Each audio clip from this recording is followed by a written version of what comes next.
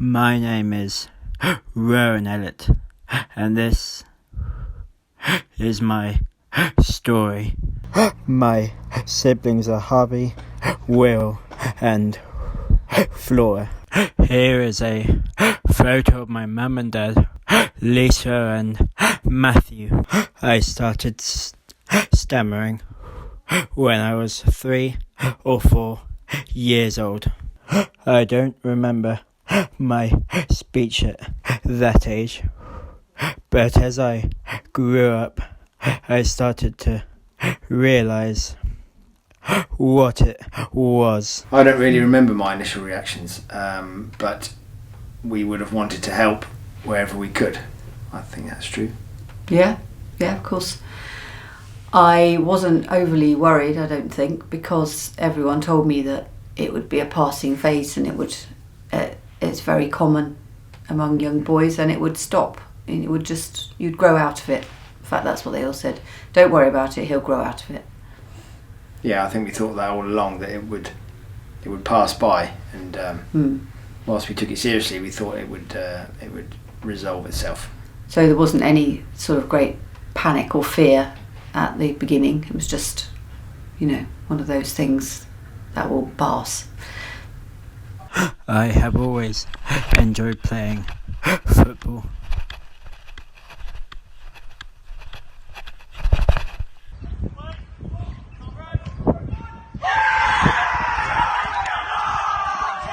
Playing in a team makes me feel very happy.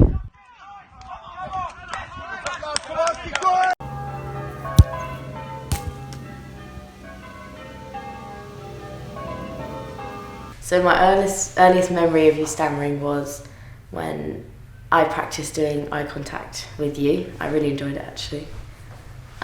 It made me feel, before your first course, it made me feel slightly confused because I thought that anyone older than me would be able to communicate better.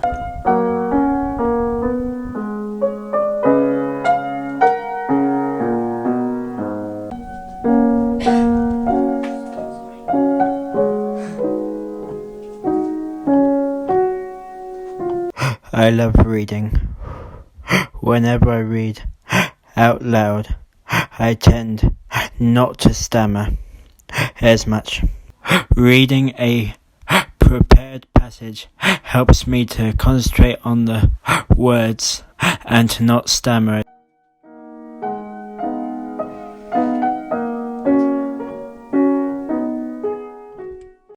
I was born in Oxford.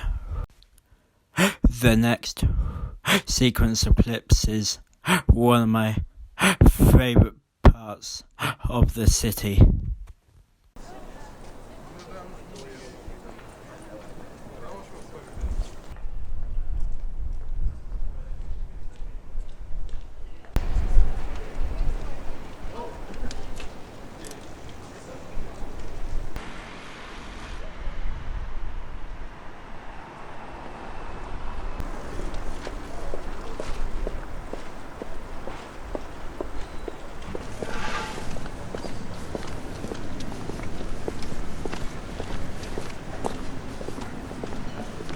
Could you tell me your name, please?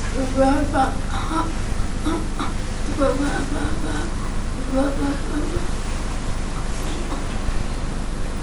Ellett.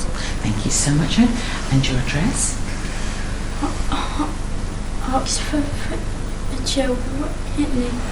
After my first starfish course, I felt a lot more confident whenever I was speaking.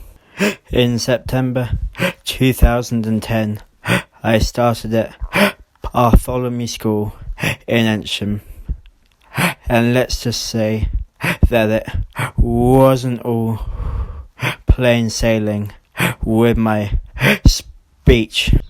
Everyone who stammers differently. Covert stammerers are people who will change words in their sentence to suit them and their speech better.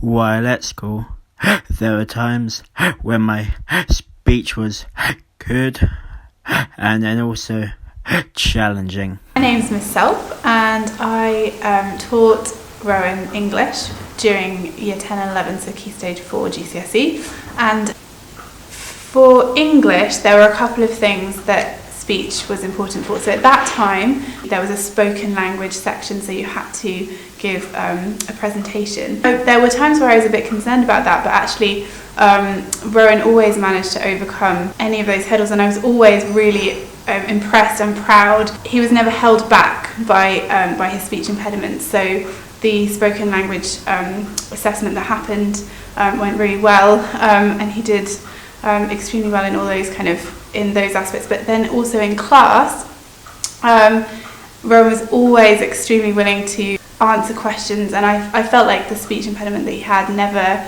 stopped him or prevented him from taking part in all of the class activities. So I wasn't surprised at all to hear that that Rowan was doing the speech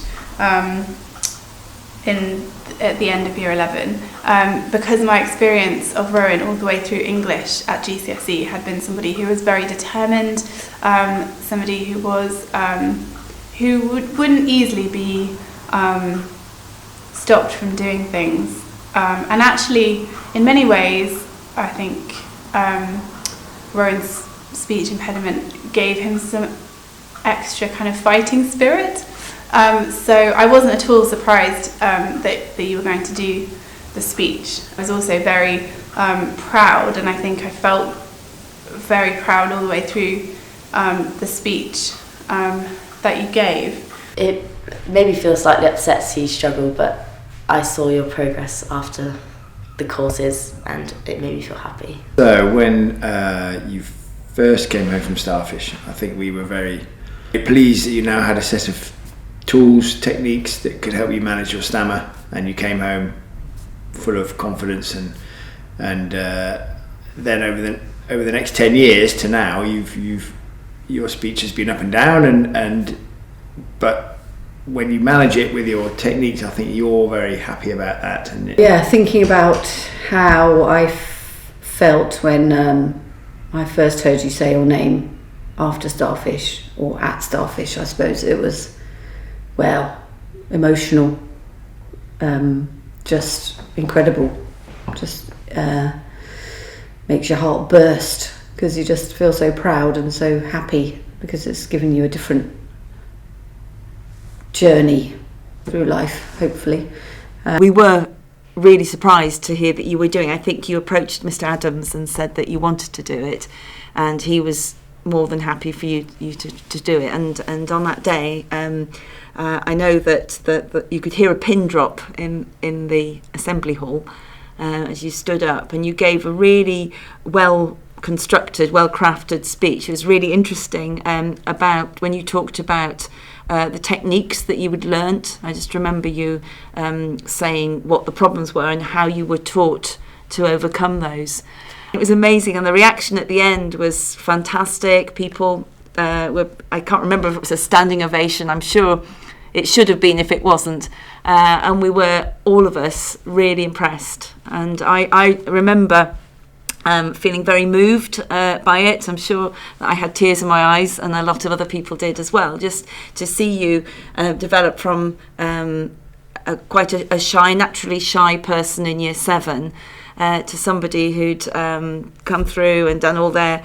you did 2 languages GCSEs, I might point out, and did all your speaking tests in those, which were absolutely fantastic, and did very well. And to do a speech in front of... There must have been 200 people in that room, and it was very impactful. I was really, really impressed. And I remember in the when we were looking into the rules and regulations of the GCSE speaking exam, there was the option for you not to do a speaking exam at all, and you could have just had you've got a GCSE, and it would say on your certificate that it was for listening, reading and writing and not for speaking, but you definitely wanted to do the speaking, and you did it. And so how fantastic to show off your speech in not just English but French and German as well.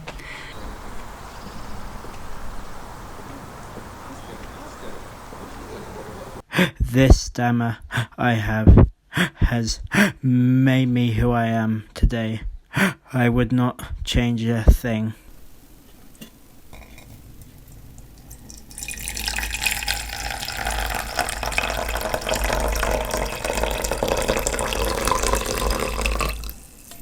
And today's date? 25th of August 2010. It is. Thank you very much indeed. My name is Rowan Ellett.